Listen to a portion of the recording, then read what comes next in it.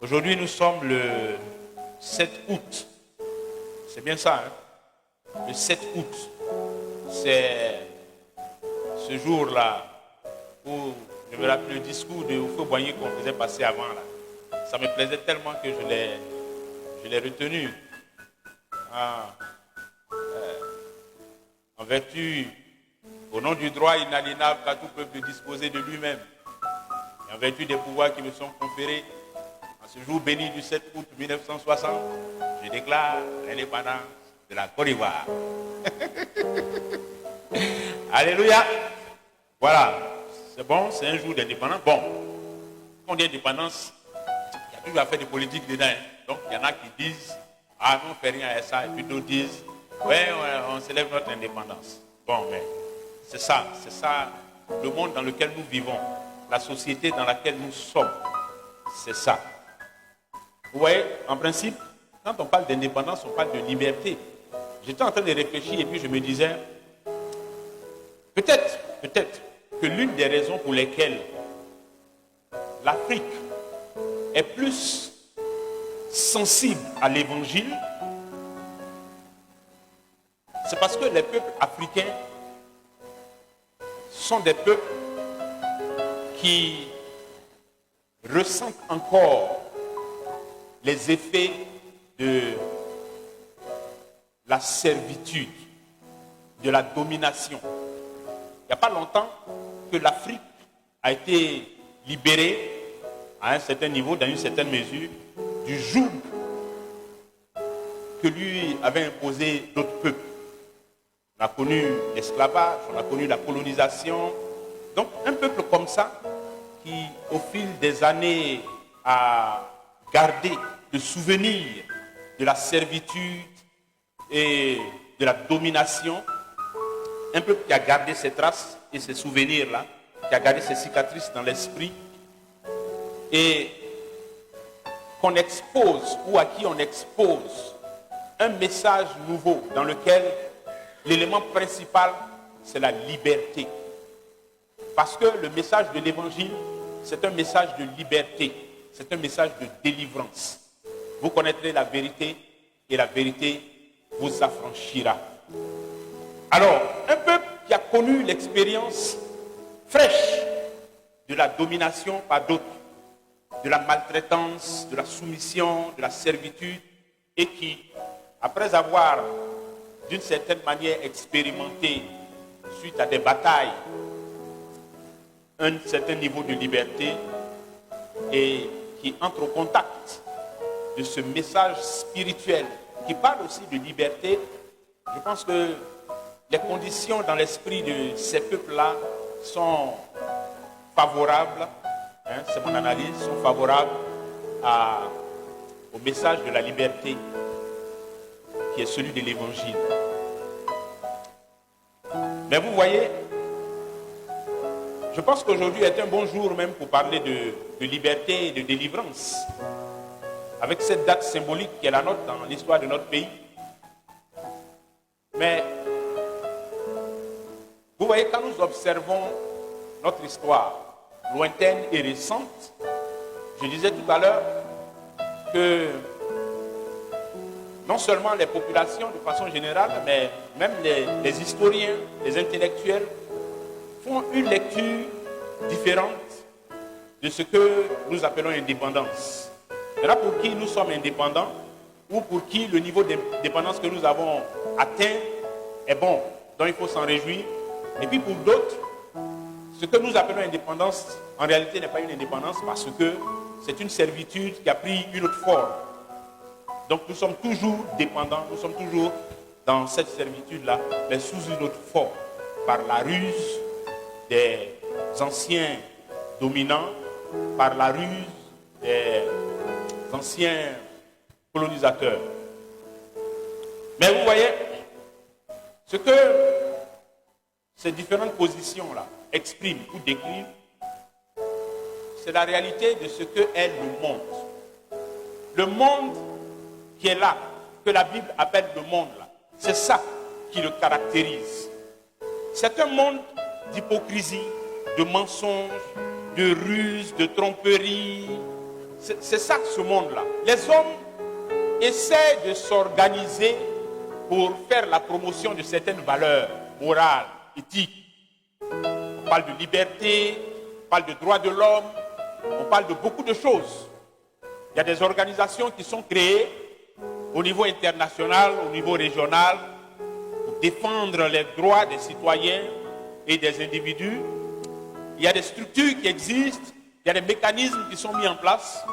Tout ça pour essayer d'apporter de la lumière dans les ténèbres, pour apporter une étincelle de justice dans ce foisonnement de mensonges, d'hypocrisie et d'injustice. Les hommes font beaucoup d'efforts. Les hommes ont beaucoup d'initiatives. Le monde entreprend beaucoup de choses. Avec parfois, on va dire pour certains, des intentions louables. Avec une bonne intention, de bonne foi, les gens engagent leur vie dans certaines actions, certaines activités. Mais tout ça ne peut pas nous faire perdre de vue la réalité de ce monde. Et ce monde est un monde qui est fondamentalement injuste. C'est un monde qui est fondamentalement méchant. C'est un monde dans lequel le mensonge est transformé en vérité selon les circonstances.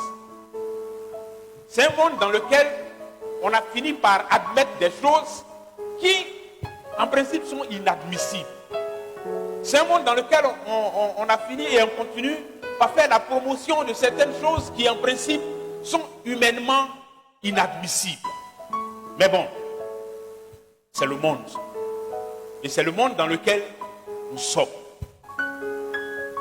Et quand on voit ce que la vie est aujourd'hui, quand on voit les stress et les angoisses dans lesquels les gens vivent au quotidien,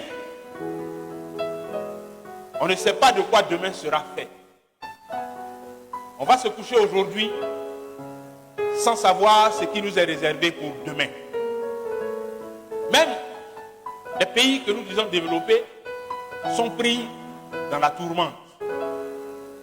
Bien sûr, dans des proportions différentes des nôtres. Mais toujours est-il qu'ils ont leur part de tourmente. On voit, il suffit de s'asseoir devant une chaîne d'information et puis on va voir défiler la représentation juste de ce monde. Et on va voir défiler à l'écran, on va entendre des commentaires qui nous décrivent, qui nous donnent l'image de ce monde à un moment précis. Aujourd'hui, on parle de guerre en Russie, enfin, entre la Russie et l'Ukraine, qui affecte le monde dans son ensemble, ou alors qui est utilisé comme prétexte. Aujourd'hui, enfin, un jour, j'ai acheté Craclo qu'on achetait 5 francs, 5 francs. J'ai acheté ça à 25, 1 à 25. À Bolo, 100 francs, 1. Alors, tout ça, c'est l'Ukraine. Donc, bien aimé, je fais cette description pour que nous comprenions c'est quoi le monde dans lequel nous vivons.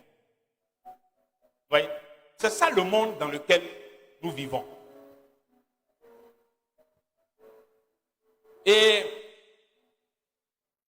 quand le message de l'évangile arrive, quand nous exposons notre intelligence et notre esprit au message de l'évangile de Jésus-Christ, bien aimé, on comprend pourquoi le Seigneur dit: qu'y a-t-il entre la lumière et les ténèbres? On comprend pourquoi le Seigneur dit: qu'y a-t-il entre Christ et Bélial? On comprend pourquoi le Seigneur a déclaré beaucoup de choses qu'il a déclarées dans les Écritures. Rien qu'en regardant le monde tel qu'il est, tel qu'il se comporte, tel qu'il se développe autour de nous. Vous voyez, les hommes, dans ce qu'ils ont appelé leur sagesse, se sont donné des modèles de développement. On regarde d'autres pays là-bas, on dit, eux, ils sont des pays développés. Et puis ici, ce sont des pays sous-développés. Maintenant, pour atténuer ça, on dit en voie de développement. Et puis, les pays en voie de développement, on leur donne les modèles de développement qui ont été appliqués par les autres là pour se développer. Or, le monde est en train de subir les conséquences de ce modèle de développement. La terre a été saccagée.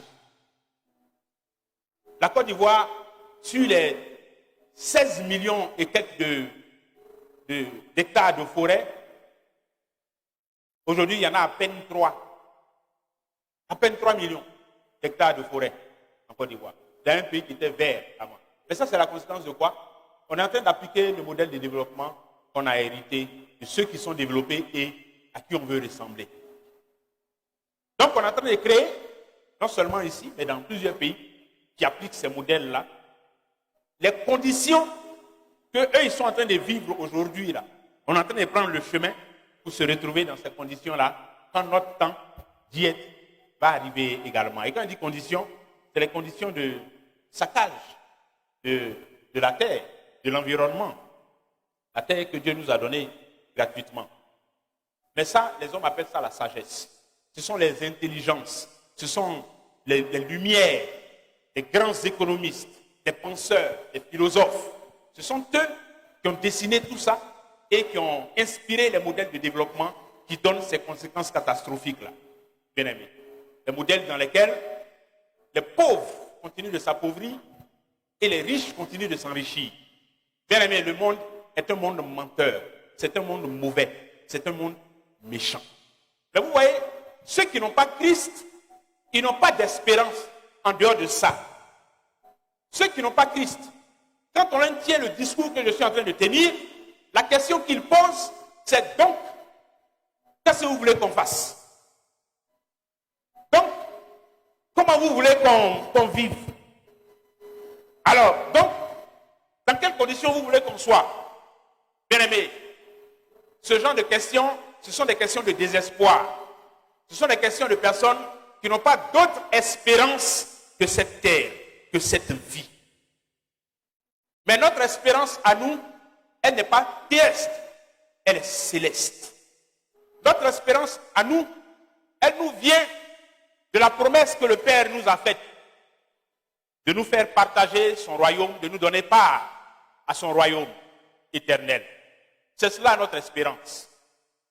Notre espérance, elle nous vient de la sagesse que nous recevons de Dieu, qui nous permet de connaître les choses de Dieu et de marcher selon la volonté de Dieu.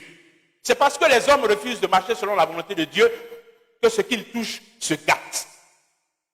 C'est parce que les hommes refusent d'entendre la voix de Dieu à tous les niveaux, quels que soient les niveaux de responsabilité qu'ils ont, partout où ils sont. C'est parce que les hommes refusent de tenir compte de la parole de Dieu que ce qu'ils touchent se gâte. Celui qui a créé la terre, c'est lui qui sait comment utiliser la terre. Celui qui a créé l'homme, c'est lui qui sait comment l'homme doit vivre. Celui qui a créé les cieux et tout l'univers, c'est lui qui sait quel usage il convient d'en faire. La Bible dit que quand Dieu a créé les grands luminaires et les petits luminaires, les étoiles, la lune, le soleil, etc., mais il les a établis et puis il leur a donné un rôle, une fonction à jouer. La planète pour laquelle il a prévu qu'il y ait des habitants que nous sommes, c'est celle sur laquelle nous sommes. C'est la terre. C'est pour ça qu'il a créé les conditions de la vie sur la terre. Au commencement, Dieu créa le ciel et la terre. Et la terre était informe et vide. Et il y avait des ténèbres à la surface de l'abîme. Et l'Esprit de Dieu se mouvait au-dessus des eaux. Et il a fallu que la parole de Dieu sorte. Et que Dieu dise que la lumière soit et la lumière fut. Et à partir de là, les autres étapes de la création se sont enchaînées. Et le Créateur a mis en place toutes les conditions qu'il faut, ici, sur terre, et dans l'atmosphère qui nous entoure, pour que la vie soit possible sur la terre. Mais la Bible dit que Dieu a placé l'homme sur terre pour qu'il cultive la terre à partir du jardin d'Éden et qu'il le garde, qu'il garde le jardin, qu'il cultive la terre. Que ces conditions qu'il a créées à un niveau, que l'homme puisse travailler pour étendre ça et que ça couvre toute la terre. L'homme a tout gâté. L'homme a tout mélangé. Mais parce que l'homme a choisi de faire les choses à sa manière, sans tenir compte du mode d'emploi qui est entre les mains de celui qui a fabriqué sa chose, qui a créé sa chose. C'est pourquoi, quand Dieu suscite l'Église à un moment donné, quand Dieu permet que, à la suite de beaucoup d'événements dans le cadre de ses relations avec sa créature, qu'à un moment donné, l'Église apparaisse, que l'Esprit descende et que l'Église soit suscitée et que des hommes et des femmes puissent être touchés, que nous fassions cette expérience spirituelle qu'on appelle la conversion, la nouvelle naissance. Quand Dieu permet qu'à un moment donné de l'histoire de l'humanité, à un moment donné de l'histoire de tout l'univers, ceci arrive et que des hommes se convertissent et que des hommes accèdent à la lumière qu'est Christ, bien aimé, nous devons comprendre que les plans et les desseins de l'Éternel vont toujours prévaloir. L'homme peut monter, il peut descendre, il peut se rebeller, il peut tourner à gauche, tourner à droite. Il peut aller se cacher dans le fond de la terre ou alors plonger au fond des mers. Les desseins de l'Éternel prévaudront toujours. Alléluia. Parce que c'est lui qui a le dernier mot en toutes choses. Le temps, on a coutume de dire, le temps c'est un autre nom de Dieu. Le temps appartient à Dieu. Quand Dieu créait le temps, lui il n'était pas dans le temps. Dieu a créé le temps. Mais pour créer le temps, il faut qu'il y ait eu un moment où le temps n'existait pas. Et pendant que le temps n'existait pas, celui qui a créé le temps et qui l'a mené à l'existence existait déjà. Alléluia. Donc, celui dont nous parlons, ce n'est pas quelqu'un qui est accessible à nos philosophies, à nos raisonnements intellectuels. Non. Celui dont nous parlons et qui s'est manifesté par le Fils, le Christ, ce n'est pas quelqu'un qui est banal et puis, je ne sais pas moi, avec qui on va se permettre des légèretés. Le premier commandement qu'il avait donné à son peuple à l'époque et qui reste valable pour l'Église, c'est écoute Israël. L'Éternel est un. Tu n'auras pas d'autre Dieu devant ma face. Quand le Seigneur suscite l'Église que nous sommes aujourd'hui, bien-aimés, c'est important que l'Église comprenne. Que l'Église comprenne dans quoi elle est. Que l'Église comprenne dans quel cheminement elle est apparue. Afin de comprendre quelle est la mission qui lui est confiée. En tant qu'Église dans son ensemble, mais en tant que membre de l'Église, chacun de nous individuellement. Ce que Dieu attend de nous, bien-aimés, c'est que nous soyons des personnes propres pour son royaume. Dieu suscite l'Église afin de se préparer un peuple pour son royaume, le royaume éternel, le royaume des cieux. Mais vous voyez la vie dans ce royaume-là, la vie dans le royaume de Dieu, c'est le prolongement, dans une certaine mesure, de ce que nous commençons à vivre ici. L'éternité à laquelle Christ nous a fait adhérer, l'éternité dans laquelle Christ nous a mis, bien-aimés, c'est une éternité qui est en réalité le prolongement de ce que nous avons commencé à vivre ici. Ça veut dire ce que le royaume des cieux doit être, ce que le royaume de Dieu doit être, bien-aimé, c'est ici, par l'Église, que Dieu le révèle déjà. et que par une projection dans l'éternité, l'Église puisse, à partir de maintenant, là, pendant que nous sommes encore sur terre, refléter la lumière et la gloire de Dieu. Ce n'est pas en vain que les Écritures disent que nous sommes le sel de la terre, la lumière du monde.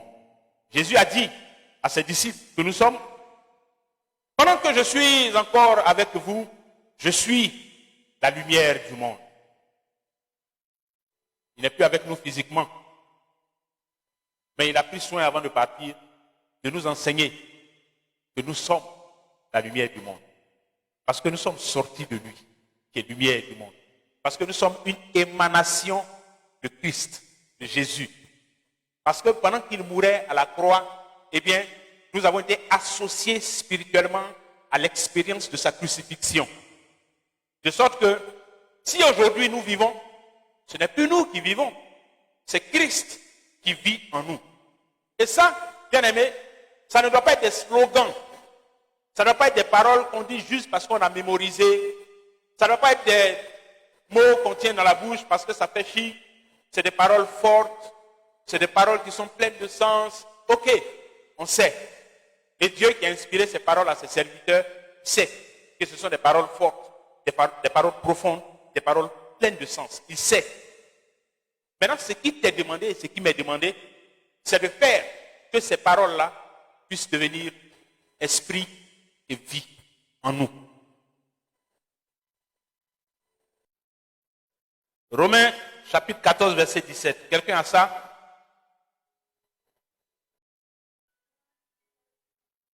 Car le royaume de Dieu, ce n'est pas le manger et le boire, mais la justice, la paix et la joie par le Saint-Esprit. Le royaume de Dieu, ce n'est pas le manger et le boire. Ouais, le monde que j'ai décrit tout à l'heure, le monde dans lequel nous sommes, c'est un monde dans lequel le matériel a beaucoup d'importance. C'est un monde dans lequel l'argent a énormément d'importance. C'est un peu ce que Christ exprimait quand il a dit à ses disciples, vous ne pouvez pas servir deux maîtres. Vous ne pouvez pas servir Dieu et Mammon. Le matériel dans le monde où nous sommes là, malheureusement, c'est une mentalité qui affecte et qui infecte même la foi et la spiritualité de certains chrétiens qui disent avoir pour espérance le royaume de Dieu. C'est une mentalité qui affecte même le message de l'évangile. On a entendu à une certaine époque, et encore, c'est encore là, cette expression de l'évangile de la prospérité, d'accord, qui est un évangile très orienté vers l'acquisition de biens matériels, au détriment même de ce qui est spirituel et qui devrait être la priorité. Paul dit, le royaume de Dieu, ce n'est pas le manger et le boire. Quand il dit le manger et le boire, on comprend clairement qu'il fait allusion aux possessions matérielles. Le royaume de Dieu, ce n'est pas ça. Le royaume de Dieu, bien aimé, ce n'est pas des belles maisons. Le royaume de Dieu, ce n'est pas un bon foyer. Le royaume de Dieu, ce n'est pas un travail confortable. Le royaume de Dieu, bien aimé, ce n'est pas manger des bons repas succulents. Le royaume de Dieu, bien aimé, ce n'est pas de boire des boissons sophistiquées. Ce n'est pas de mener ce qu'on appelle la belle vie. Ce n'est pas ça le royaume de Dieu. Et ce n'est pas mon opinion que je suis en train de donner. Je suis en train d'expliquer ce qui est dit ici, de façon claire. Le royaume de Dieu, ce n'est pas, Paul a dit ça de façon claire et tranchée. Le royaume de Dieu, ce n'est pas le manger et le boire.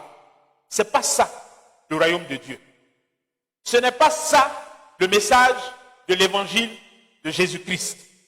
Ce n'est pas le manger et le boire.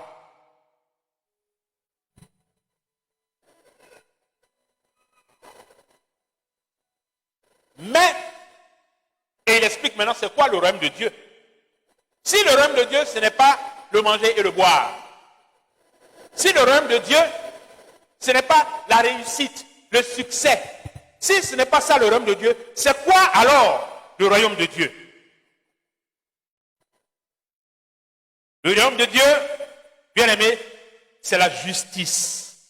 Alléluia. Le royaume de Dieu, c'est la paix. Le royaume de Dieu, c'est la joie.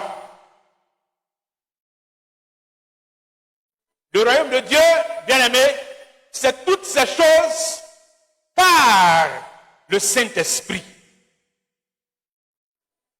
Alors, la question qui peut trotter à l'esprit quand on entend ces paroles, c'est donc, Dieu veut que nous restions dans la misère, dans les difficultés, dans les problèmes. Non.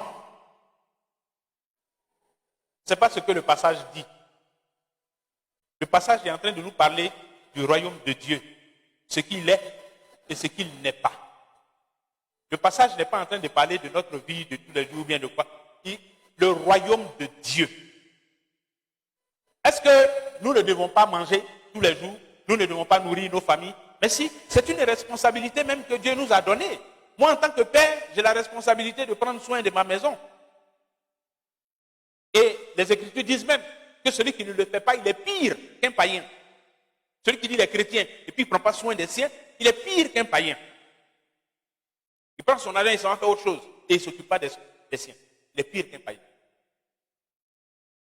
Donc, est-ce que Dieu n'a rien à voir avec nos besoins matériels?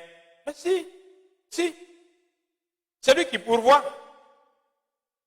Mais ce n'est pas ça le royaume de Dieu. Qui nous donne l'argent quand on s'en va travailler? Qui nous donne le travail? C'est Dieu qui nous donne. Qui nous donne la santé quand on est malade? C'est Dieu qui nous donne.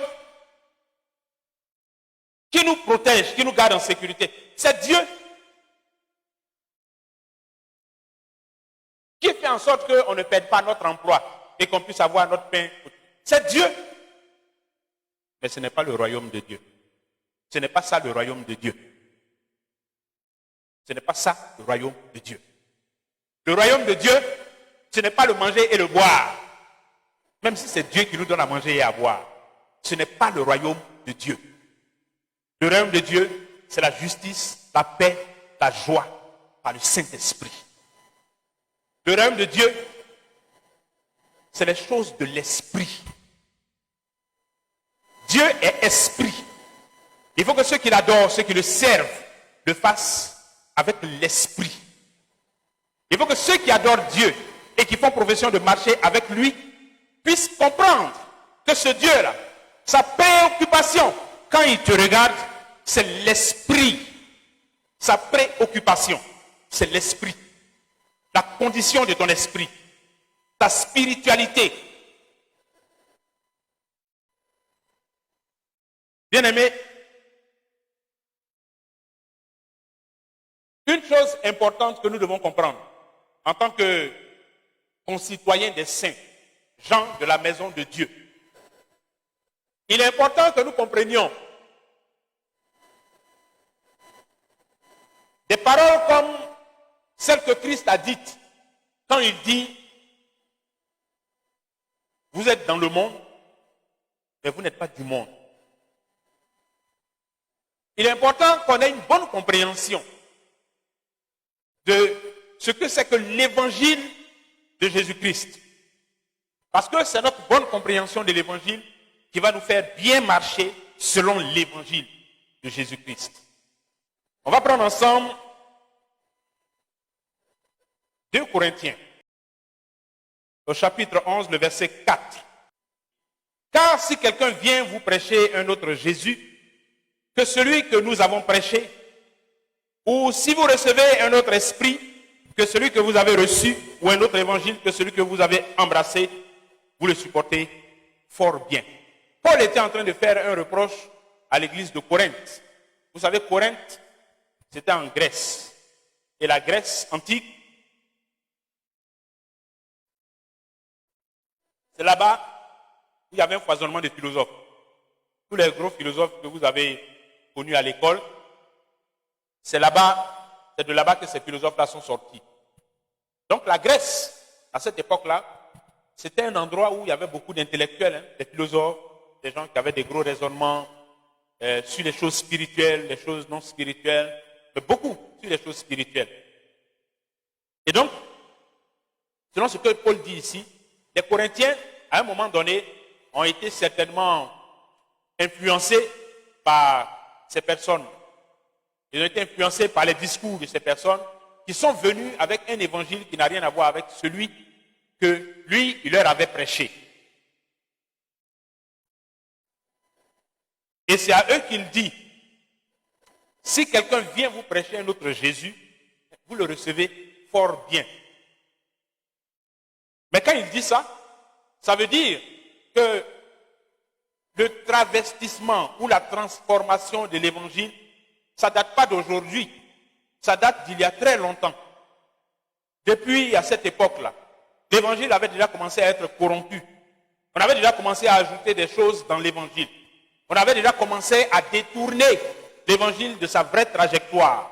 On avait déjà commencé à dénaturer l'évangile de Jésus-Christ. Parce que c'est l'évangile de Jésus. Et pourtant, l'évangile, il était toujours clair, il était toujours simple.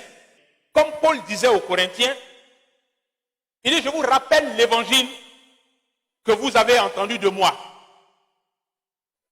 et que vous avez reçu. Que Christ est mort pour nos péchés selon les Écritures, qu'il a été enseveli selon les Écritures et qu'il est ressuscité le 3e jour selon les Écritures. Bien-aimés, voici le message central de l'Évangile. Nos péchés, notre rédemption et notre vie victorieuse contre l'iniquité, contre le péché, contre les ténèbres, par la résurrection de Jésus-Christ. Tout le reste, ça fait partie de ce que Jésus disait en Matthieu 6, 33. Cherchez premièrement la justice de Dieu et les autres choses vous seront ajoutées en plus. Mais premièrement, le royaume et la justice de Dieu. Et le royaume de Dieu, justement, c'est ça. La justice, la paix, le royaume de Dieu, la sanctification, le royaume de Dieu, l'humilité, la miséricorde, la tempérance, la maîtrise de soi, ce que les Écritures appellent le fruit de l'esprit. C'est dans ça que se trouve le royaume de Dieu. Le royaume de Dieu, c'est toutes les choses qui, si tu ne les as pas, tu n'entres pas dans ce royaume. Tout ce que tu peux ne pas avoir, mais pouvoir entrer dans ce royaume, ce n'est pas le royaume de Dieu. Le royaume de Dieu, je reprends, il y a d'un côté des choses que Dieu va regarder pour que tu aies accès à son royaume. Ces choses-là, si tu ne les as pas, tu n'as pas d'accès au royaume éternel. Il dit, ne vous y trompez pas, ni les impudiques, ni les ivrognes, ni les adultères, ni les ravisseurs, ni les menteurs, ni les voleurs n'entreront dans le royaume des cieux. Et puis d'un autre côté, il y a des choses que que tu peux ne pas avoir et puis entrer au royaume des cieux. Eh bien, ces choses que tu peux ne pas avoir et quand même avoir accès au royaume des cieux, ces choses-là, ce n'est pas le royaume de Dieu.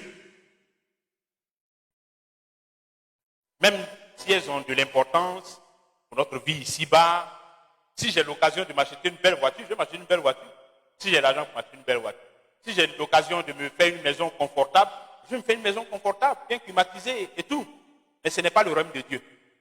Ce n'est pas le royaume de Dieu. Parce que le royaume de Dieu, ce n'est pas ça. Le royaume de Dieu, c'est heureux les pauvres en esprit, car le royaume des cieux est à eux. Heureux les miséricordieux, car ils obtiendront miséricorde pour entrer là-bas aussi. Heureux ceux qui ont faim et soif de justice, car là-bas, ils seront rassasiés. Heureux ceux qui ont le cœur pur, car ils verront Dieu. C'est ça, le royaume de Dieu, bien-aimés. Donc, oui, battons-nous, brouillons, cherchons-nous, allons au travail. Dieu n'aime pas les paresseux, il n'aime pas la paresse.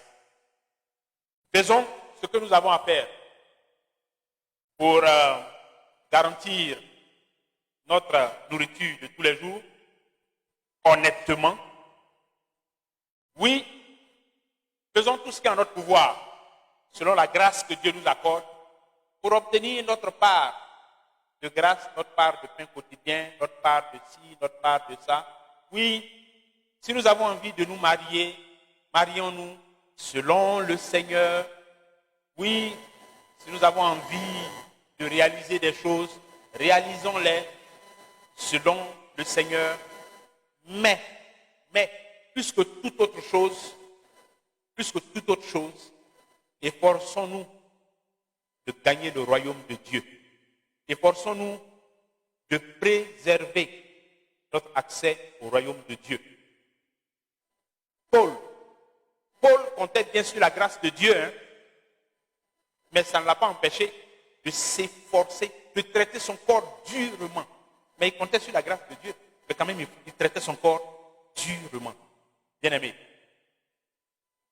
il faut que ce que je dis ce matin, c'est pour que l'Église puisse être renouvelée dans ce message, qui est le message de l'Évangile, le message du royaume de Dieu. Quand les prophètes, quand Jean-Baptiste disait « Répentez-vous, car le royaume des cieux est proche », quand le Seigneur Jésus lui-même disait « Répentez-vous, le royaume des cieux est proche », bien-aimé, le royaume des cieux dont il est question, c'est les choses que nous avons vu Jésus faire. C'est dedans que se trouve le royaume des cieux. C'est pour ça que notre vocation, c'est de ressembler à Christ. C'est de faire comme lui. C'est de marcher comme lui. C'est de vivre comme lui. C'est de parler comme lui. Car celui qui dit qu'il est en Christ et qu'il a reçu Christ, il faut qu'il marche aussi comme Christ lui-même a marché. Voilà ce que les Écritures disent. Et c'est ça qui doit nous absorber jour après jour. C'est ça qui doit capter notre énergie. C'est ça qui doit faire l'objet de notre concentration tous les jours, heure après heure, journée après journée, semaine après semaine. C'est ça, veiller à notre salut. C'est de ça qu'il est question, bien-aimés. Les choses de l'espiritualité, c'est dedans que se trouve le royaume et la justice de Dieu. On va prier. Éternel, nous te bénissons. Nous te disons merci. Merci pour ta parole. Merci pour la lumière que tu nous apportes encore ce matin, Seigneur, sur les choses concernant l'évangile de paix, sur les choses concernant le royaume et la justice de Dieu. Seigneur, ce sont des choses de la plus haute importance, parce que c'est dedans que se trouve la vie éternelle. C'est en ces choses, Seigneur, que tu t'es révélé à nous, éternel Dieu, par le Fils. Et c'est à ces choses-là que nous voulons toujours apprendre à nous attacher. nous attacher à toi, nous attacher à ta parole, nous attacher à tout ce que tu nous as enseigné, toutes les choses que tu nous as révélées, Seigneur. Et nous ne voulons pas nous laisser détourner par des séductions de ce monde. Nous ne voulons pas nous laisser détourner vers un autre évangile. Mais nous te prions de nous affermir dans l'évangile vrai, l'évangile de la vérité, Seigneur. C'est à cet évangile-là que nous voulons rester attachés, fermement et solidement enracinés dans cet évangile, Seigneur. En sorte que par l'action de ton esprit en nous, Seigneur, nous soyons de progrès en progrès rendus semblables à toi. Que tu continues d'être formé en nous par le Saint-Esprit. Éternel, nous avons vraiment besoin de toi. Et nous te prions, Dieu vivant, que tu nous donnes de faire toujours des expériences de progrès et de croissance dans notre rapport avec toi, dans notre relation avec toi, dans notre marche avec toi, tous les jours, à chaque instant, en toutes circonstances, Seigneur. Que la gloire et l'honneur te soient rendus au nom de Jésus-Christ. Amen.